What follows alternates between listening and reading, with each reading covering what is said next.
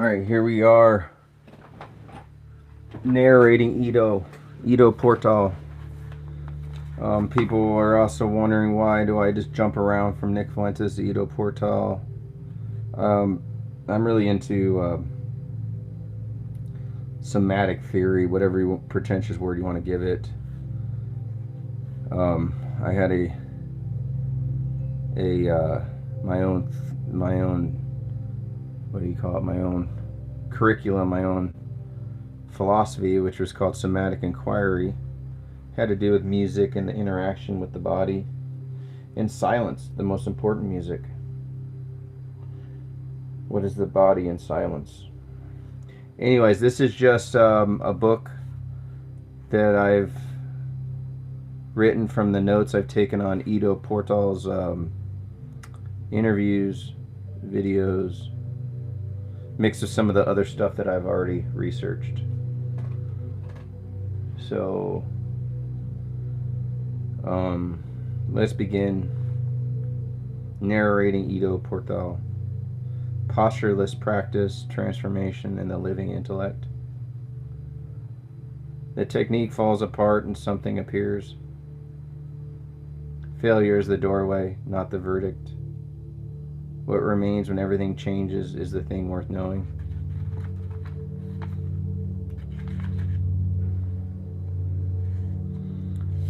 The zoo, the garden, and the long way back. The city is not a concrete jungle, it is a human zoo. Vitality and beauty are gifts of nature for those who live by its laws. Change is only possible through movement. The modern city is not hostile because it is dense, but because it is simplified. It replaces ecological richness with predictability surfaces, straight lines, sealed air, and controlled temperatures. The human animal survives here, but does not fully live. A zoo keeps bodies alive while quietly eroding their instincts. A zoo keeps bodies alive while quietly eroding their instincts. Playgrounds, gyms, and wellness spaces are not evidence of progress but symptoms of deprivation. They exist to supplement what daily life has removed. Texture, unpredictability, risk, and natural effort. Their benefit reveals the magnitude of what is missing. We mistake supplementation for sufficiency. The greatest harm is not exposure to complexity, but its absence. Simplified environments flatten perception, dull adaptability, and shrink vitality without announcing the loss. What disappears first is not strength, but responsiveness. Deprivation is most dangerous when it feels normal.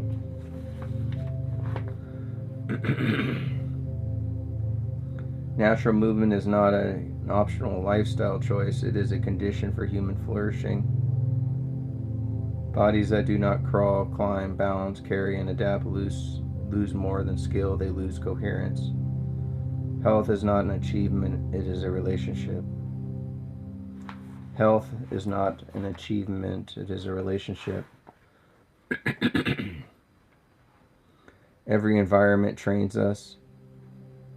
Sound, light, air, surfaces, food, posture, and movement continuously sculpt our physiology and psychology. Stress is not the enemy. Inappropriate stress is. Stress is not the enemy. Inappropriate stress is. Life requires resistance, but of the right kind. Genes are not commands, they are conversations. Environments and behaviors decide which potentials speak and which remain silent. The body remembers what it is repeatedly asked to endure or enjoy. The body remembers what is repeatedly asked to endure or enjoy. We become what we are exposed to. A single day in nature restores what weeks of artificial living quietly erode. A single day of noise, confinement, and processed input drains reserves that sleep alone cannot replenish. Scale the day and you glimpse the decade. Time does not forgive environments. Nature does not heal passivity. Sitting against a tree is not the same as moving among trees. Adaptation requires engagement. Physiology responds to use, not proximity. The environment invites, but the body must answer. Nature is not a retreat from life, it is the template of life. We do not visit it, we remember it.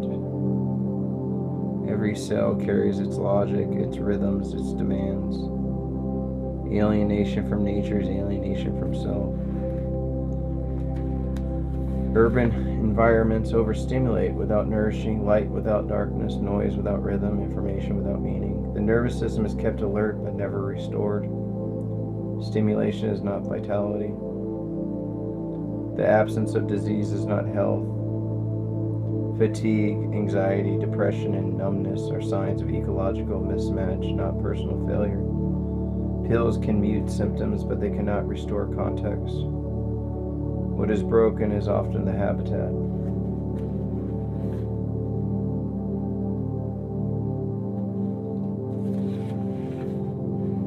Fear of nature reveals disconnection,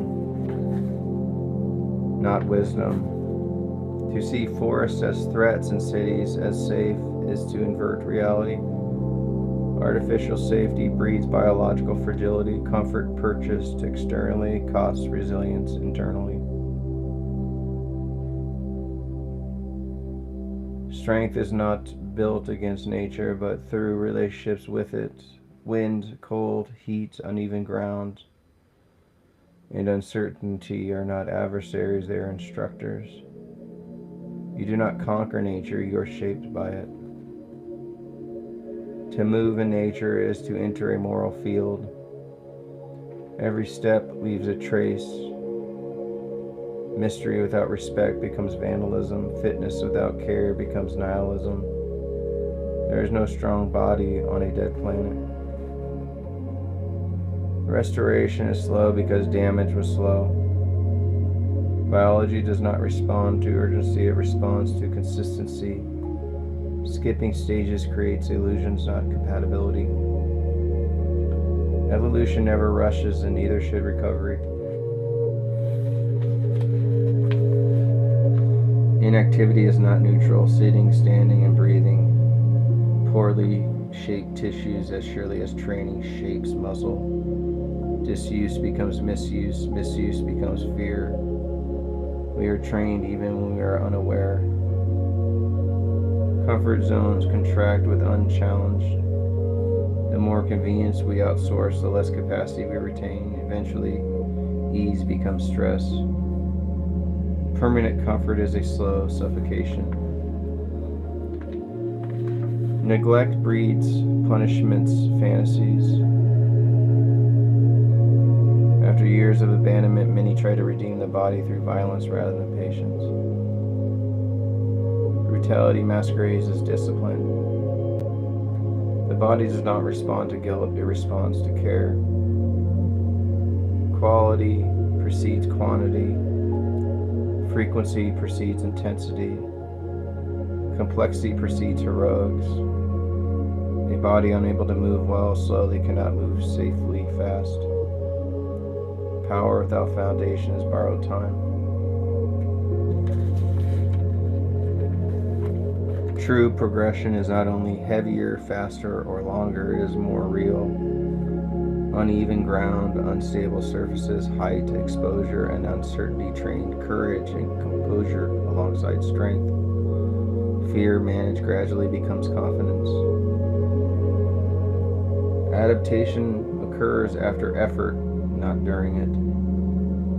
Rest, nutrition, sleep, and rhythm are not optional. They complete the circuit of growth.